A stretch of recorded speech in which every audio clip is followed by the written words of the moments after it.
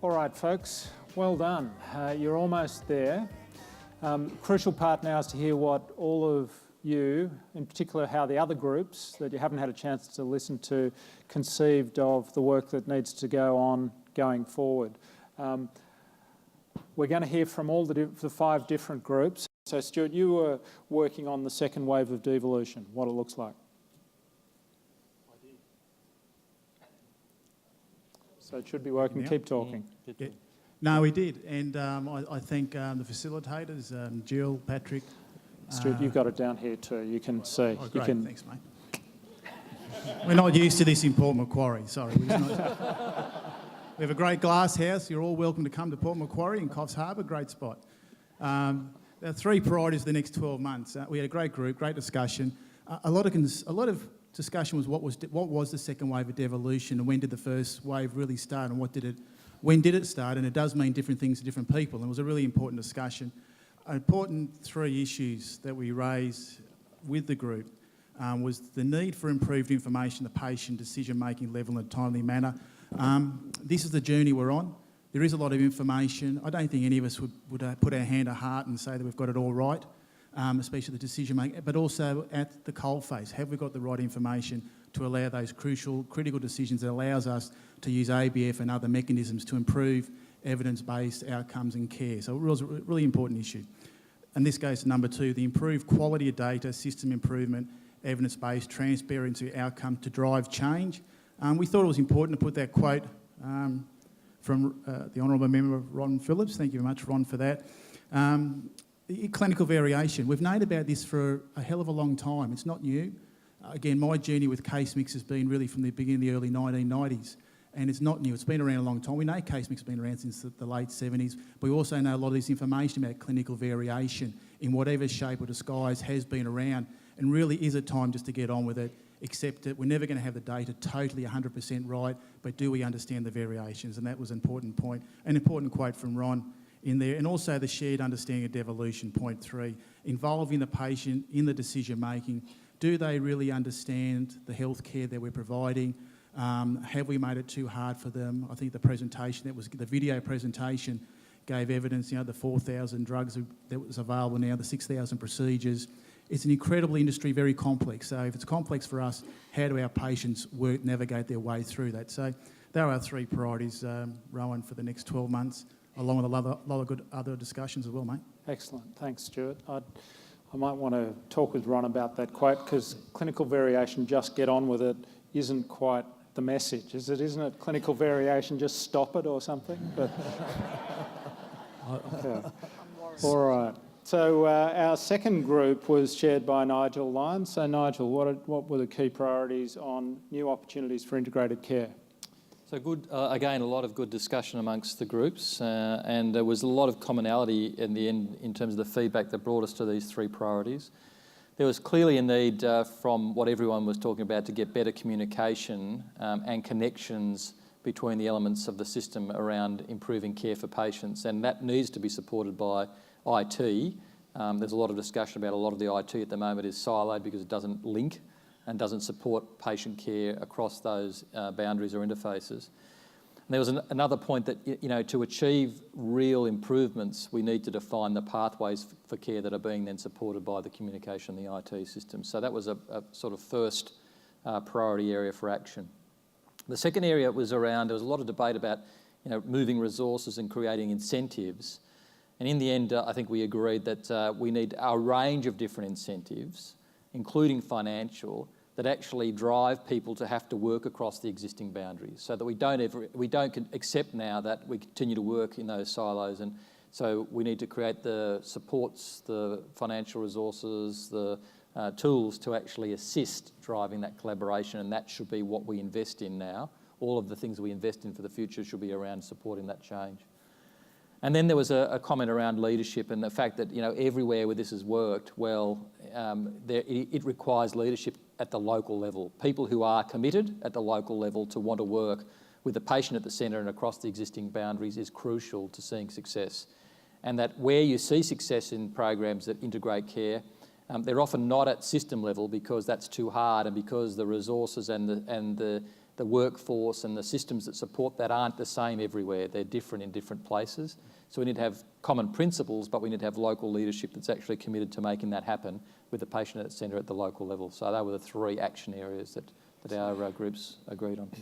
All right, thank you, Nigel and Group 2.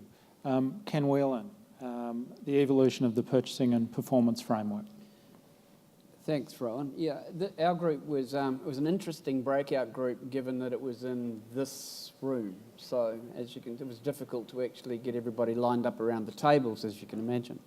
But we had some really good conversations. One of the things we did talk about in the earlier slide about just get on and do it was that perhaps the time for talking about this reform was over, and it was time that we get on and do it. And there seemed to be strong support for doing that. In terms of the performance framework, it was felt that we need to amplify the quality and safety indicators, and that perhaps even though we certainly measure more than just finance, and that it was felt that there needs to be more energy on the quality and safety and agenda. So that's something that we need to take away and have a look at. And it was interesting because there was a lot of people in the session that weren't from the hospital sector, that were from NGOs and primary care. And the strong message that came through for me was that if you want to make a lasting change in the system, stop talking about just hospitals. That this is about the continuum of care. And how do we as a system better support that continuum of care by looking at how we change some of our investment lines and look at ourselves investing in that in the primary care NGO space. And in doing that, we need to build stronger purchasing components to support the local decision making. So that's about, if we're going to empower LHDs to get on and do the business and make decision making on investments, we also as a ministry need to be prepared to support them when the decision's made to stop investing in something as well. And there was quite a lot of conversation around being able to perhaps stop doing something to enable us to invest in something that has a different and a better outcome. So that was my group. Fantastic. Thanks, Ken.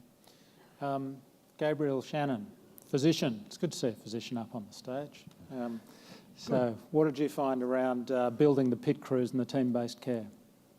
Well, again, we had, as the other groups had, we had quite a vigorous discussion. I think it was good because there were lots of different opinions, and we got 75 different recommendations and answers to each question. So actually, trying to get them down into 3 was a little difficult and took a little bit of executive license, I suspect. It was largely, we said that the pit crew title we weren't that keen on, because the pit crew really is obviously very suited to certain areas of the hospital, for instance, like emergency departments or intensive care or resus or whatever. So we did also talk about more the continuum of care and the patient's journey throughout the hospital.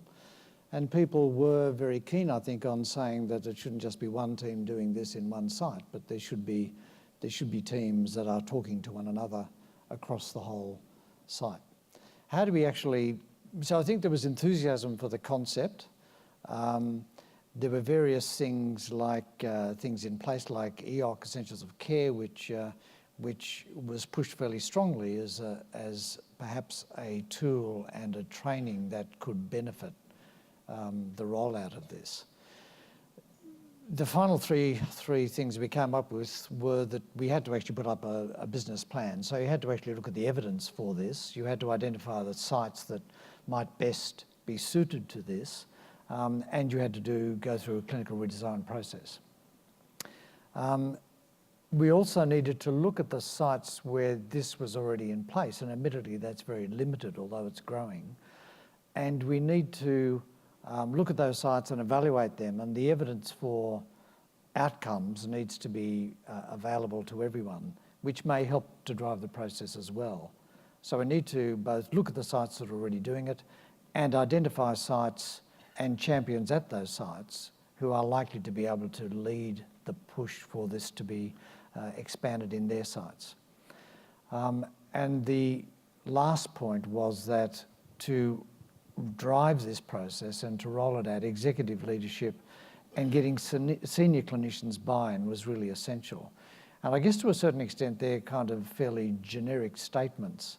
But I think, certainly in our experience, I think having senior clinicians, convincing senior clinicians that a fairly major change in the way of practicing medicine, as we heard Gwandi talk about, really is in their best interest. And I think the time has come for some of our more dyed-in-the-wool ways of behaving to now move on.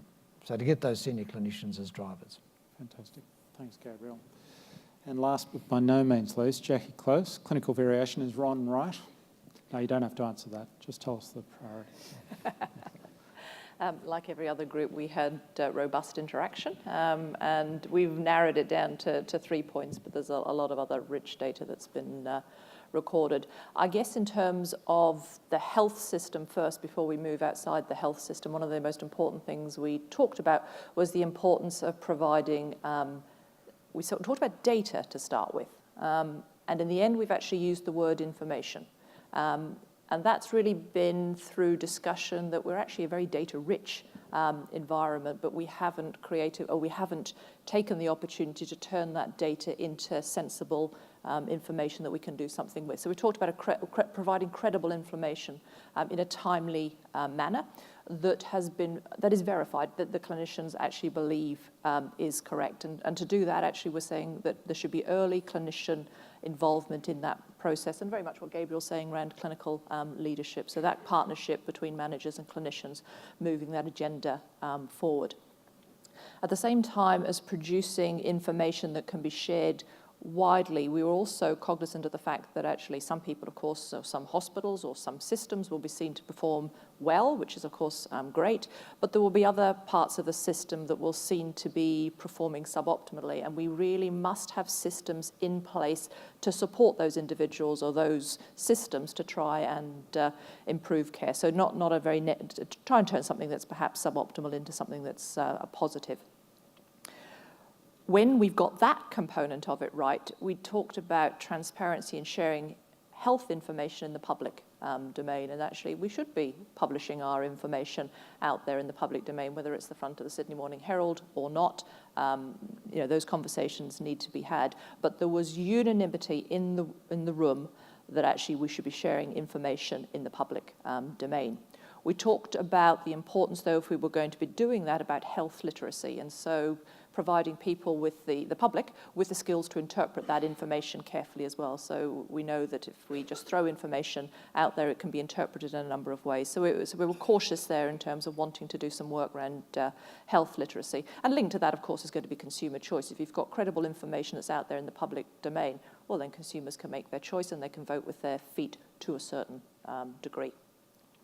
I wasn't here this morning, but in terms of the talks that were had around activity-based funding, we were absolutely crystal clear in that room today that funding has to be linked to all dimensions of quality. And we're using quality in its broadest sense, so that includes safety, access, equity, etc. And we were lucky enough to have a consumer in the room as well, and it was made absolutely clear to us as well that quality of care also included the patient experience as well. Thank you very much. So are there any final comments from any of the session chairs, things that you forgot to say, need to say? All right. So we've reached the end of the formal part of the program. Those of you who've stayed all day, thank you very much. It's actually extraordinary to have so many of you here for this sort of session. One of the things I'm acutely aware of coming from a clinical background is that ultimately none of this matters unless it makes a difference to that interaction between the healthcare clinician and the consumer at the bedside or in their community or somewhere along their continuum of care. So the challenge for all of us is making sure that the reforms that we've all been talking about, the funding levers, the work on clinical variation, the work to develop integration within a devolved system, all of that needs to progress at the coalface. And fundamentally, you are the people. You individually, you collectively, you and your teams and your LHDs are the ones who are going to be able to make that difference. There's very little I can do sitting in Miller Street that is going to actually make a difference to the care that you provide to the patient in front of you, who will be inevitably your mother or father, my mother or father, or my brother, sister or child. So the challenge for all of us, and I think there have been questions about how devolution works and what we're allowed to do, as the Minister started the day, the challenge for us is to be bold and to make the reforms work at the coalface, to do it within our own systems. Today's session will be recorded, as we've said. It'll be available to share the information throughout your districts, and we hope that you'll go away and work on implementing some of these reforms locally with all the support that we can give you from the Ministry.